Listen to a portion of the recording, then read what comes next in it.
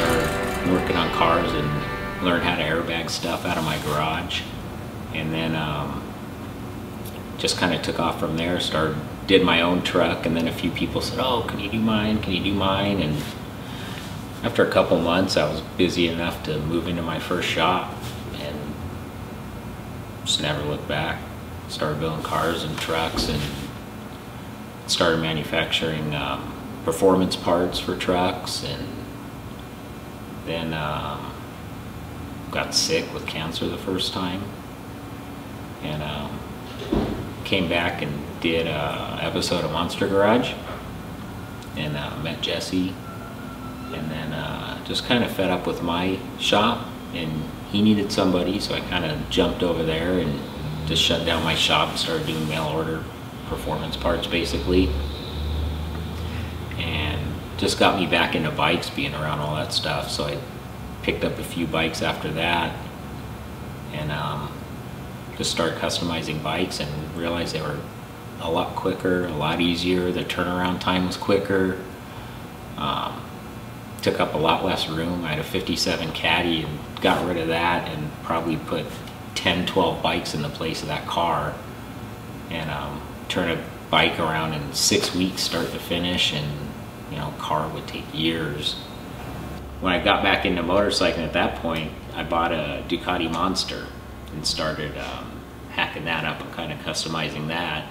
While I was doing that, then I picked up my first few Hondas, and the first one ended up being bent in half, so I started looking for parts to repair that one, and after a couple months, all of a sudden I had 6, 7, 8 Hondas laying around.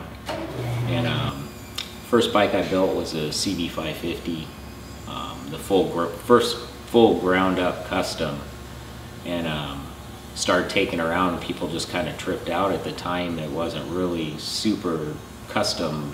I love little bikes too, so I had a few little CB160s, and just built one just the way I wanted to build it. I built it for myself, not to sell. The CB550 I built to just get rid of after getting a few more customers off of those builds. I just wanted to sell the 160 and progress the business a little bit.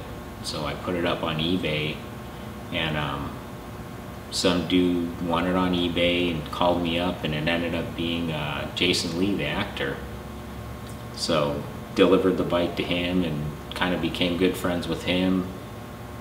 And at that point, then I moved into the shop and just started doing crazy more customs, and Cafe Racer TV show found out about me, and found out I was building a traditional Triton build, which is a 60s Norton frame with a 70s Triumph motor.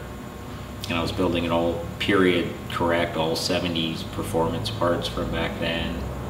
And they showed up to film that bike, and then saw this other one. I had a Yamaha SR500 that we were building that was hand machined, all these parts, and hand pounded out the tail, and just really like crazy ESXR front end on it, not upside down, traditional style still, so it didn't look too modern.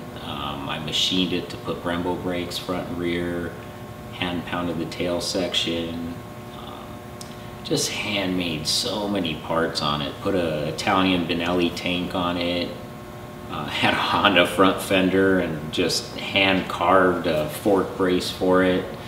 It just put so much time and effort into it, and it was for my good friend that does all my graphic design and stuff, so we kind of just, there's no budget. It's like, you're doing my stuff for me, I'm gonna do this, and I wanted to do stuff to show my abilities and what I could do. So it's still one of the best bikes I've built, just because I've handmade so much stuff for it. It's so special.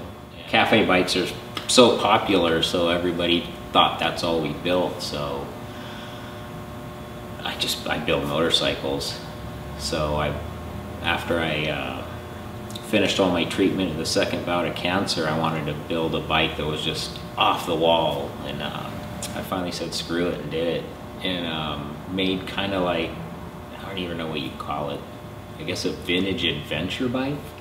Used 40 cal ammo cans for saddlebags. Colors I picked kind of gives off a military feel, and then I have a whole bunch of gold zinc plating, and people just either hate it or they love it. And I love it because it's so different, and I built it for myself, so I didn't care.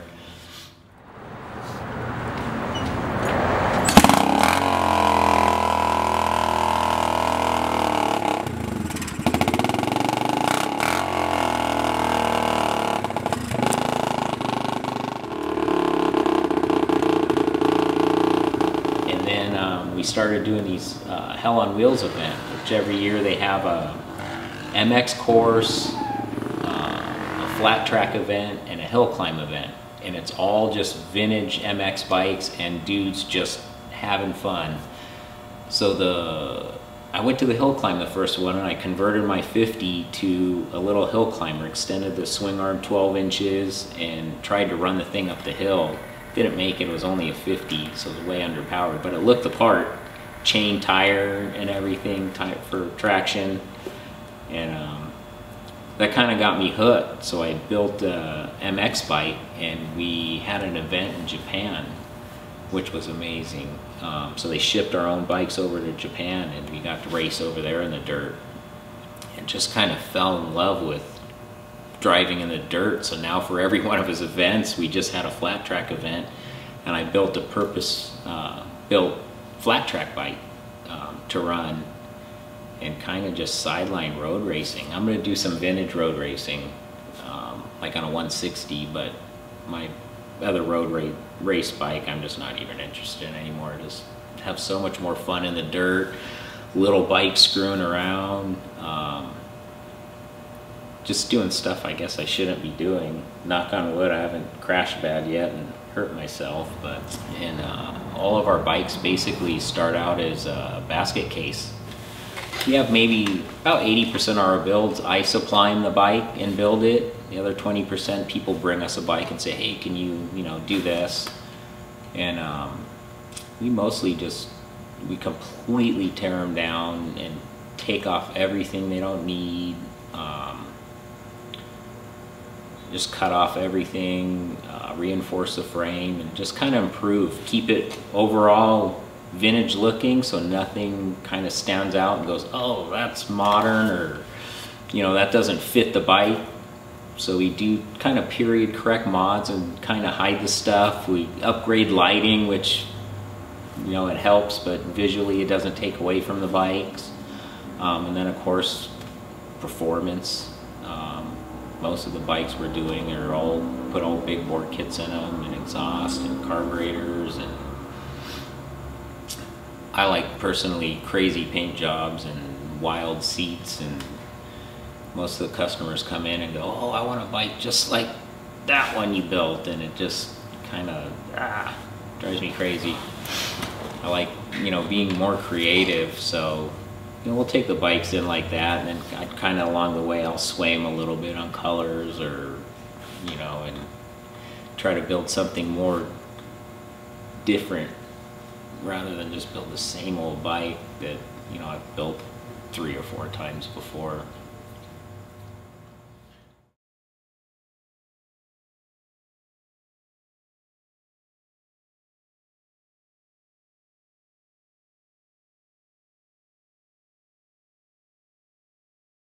We went up to see Kenny Roberts' last race at Laguna Seca. My dad had a FJ 1100 at the, oh no wait, he had his XS 1100. And so he threw me on the back, and we went up there with my uncle and my dad. And I remember some van or something kicked something up and cut off my uncle. So he pulled over and grabbed like a bottle off the side of the road, caught back up to us with the van, turned around and just hucked the bottle through the windshield of the van, just shattered it. And then we just took off. I mean, I don't know how fast we were going. I'm sure we were doing 120 plus, and I was just holding on the back, helmet, bell open face, just up and just, and I really remember that. It was pretty funny.